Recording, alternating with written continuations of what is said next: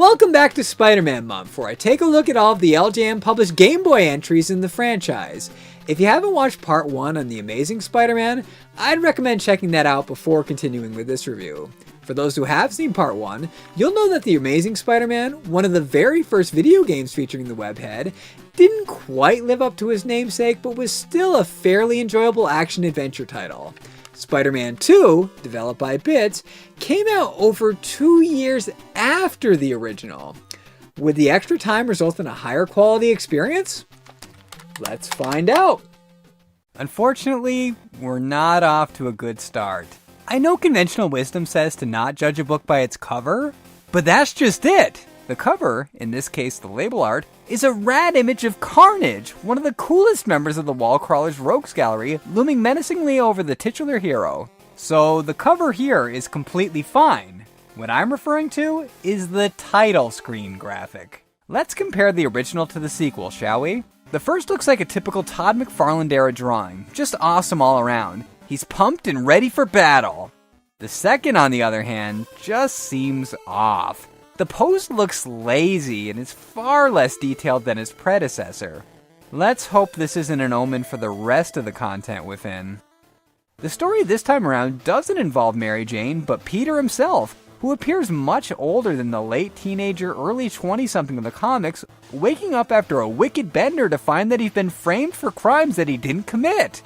He quickly runs into Hobgoblin during his attempt to clear his name, and thus begins Spider-Man 2. This sequel may have been released 2 years later, but graphically it looks at least 2 years behind The Amazing Spider-Man.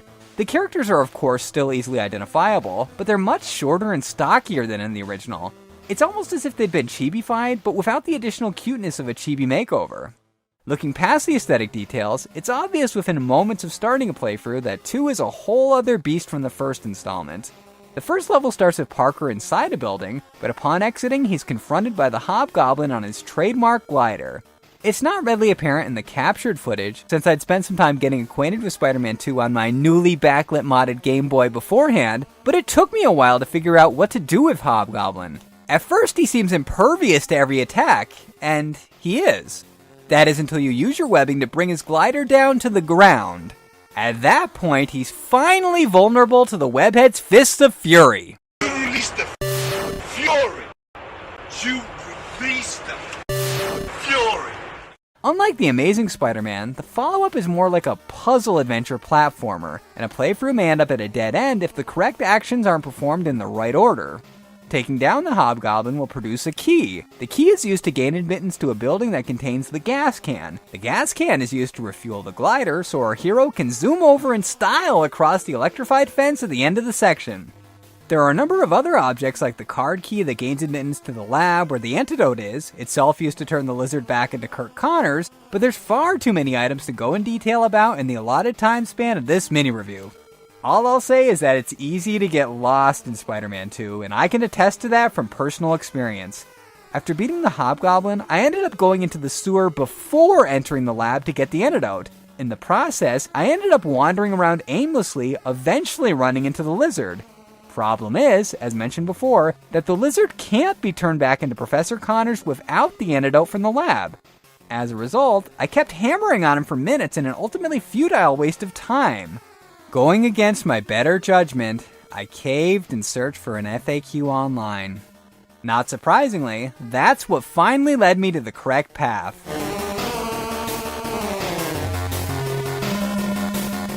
Let's take a step back and refer to the more basic elements, starting with the controls. In contrast to the graphics, the controls have surprisingly been improved upon from the first one, with one exception. Unlike the tricky double jump in the original, the second uses the standard double tap method of most platformers. This is a very welcome addition, especially since the Marvel mascot has to jump to greater heights than in the previous installment. The webbing mechanic, on the other hand, remains largely intact from the original. The supply is still limited, so use it sparingly. Rely on the fist to dish out a hot serving of pain on the baddies. My only issue in regards to the jumping and attacking is with the button configuration itself. The NES, and by extension Game Boy law, dictates that A is used for jumping and B attacks. Spider-Man 2 must not have passed the bar exam, since the opposite is the truth with this platformer. Does this cripple the controls? Of course it doesn't, but it is an annoyance, one that takes a little while to get used to. So the graphics are a step down, the controls are an improvement, and the action is like apples and oranges in comparison to the first. How does the music fare this time around? Sadly, since this wasn't developed by Rare, there's no David Wise. In his absence, David Whittaker takes the helm. Whittaker largely composed for older PCs like the Commodore and Amiga, but he has his share of 8-bit credits and some quite exquisite ones at that, specifically a later LJN Defender topic, Return to the Sinister Six. His work in this particular entry is very lacking in comparison. It's decent for what it is, but there's just not enough of it. In the nearly 2 hours that I spent with it, I heard 3 songs, total, and 2 of them are only heard on the title screen and during cutscenes.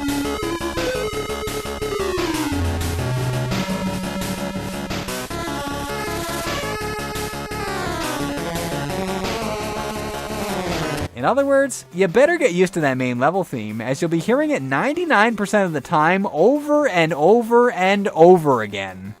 During my time with Spider-Man 2, I took down Hobgoblin, the Lizard, Gravitron, and got to Carnage.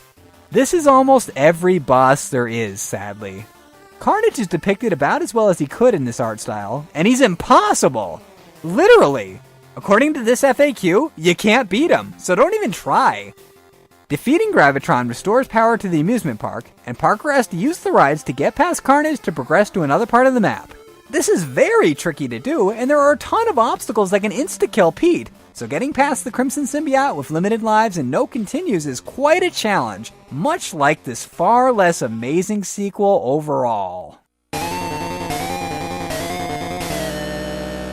It may not be fair to compare Spider-Man 2 to his predecessor since they're very different experiences, but in my opinion, B.I.T.S fumbled the franchise ball and produced a far less satisfying follow-up to a decent side-scrolling platformer.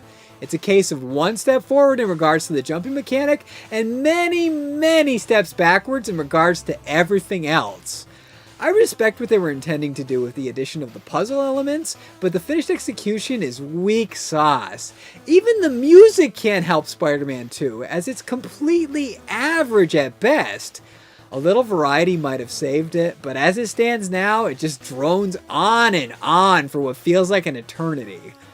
I won't hold the graphical changes against it, as they're different development companies, but my personal preference is for the Amazing Spider-Man style. B.I.T.S should have just stuck with what worked about Amazing and just refined upon it, that's all. As it stands, Spider-Man 2 is a mediocre game. Would I rather have fill-in-the-blank insult here involving some kind of animal excrement than play it again? No. But did I have fun with it? Not really. It's not a complete mess of a game, and I'm sure I'll play it again eventually because I'm me. But I can't really recommend Spider-Man 2. Not even the awesome artwork can save this subpar superhero title. Unless you're a hardcore completionist Game Boy or Spider-Man collector, give this a pass.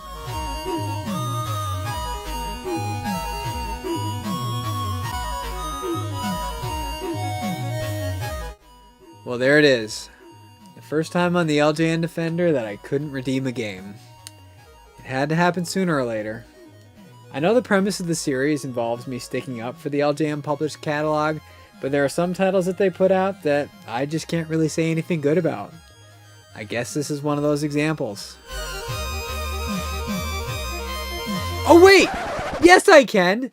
There is a positive element in this game! Spidey riding the Goblin Glider!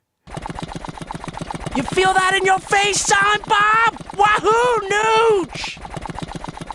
If that doesn't make you laugh, well, we have two entirely different senses of humor, because that is frickin' hilarious. Wahoo, nooch! In spite of 2 being a dud and the first loss on my record, Spider-Man month presses on. Also, for those of you who haven't seen it yet, you should definitely check out my collaboration with Mike of Dudes You Haven't Played This Game on Spider-Man X-Men Arcade's Revenge. I had a ton of fun making it with him, bouncing ideas back with him, filming it, just being a wacko. Probably the most, as I've seen many times in the comments on the video, probably my most hammiest I've been yet on camera, so I think you'll enjoy I had a ton of fun making it, so definitely check that out. I'll put an annotation somewhere on the screen, and put a link in the description, so definitely check that out. Mike's a cool guy, and I had a ton of fun collaborating with him, and I'd definitely be open to doing it again if he ever wants me to do it in the future, or if I need him for something. So yeah, check out his channel, check out the video, just check it out.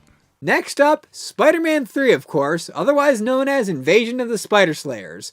Will it fare better than the inferior B.I.T.S developed entry? Spoilers, Spider Slayers was also developed by B.I.T.S. For the definitive answer, check into Spider-Man Month Part 3 next Friday.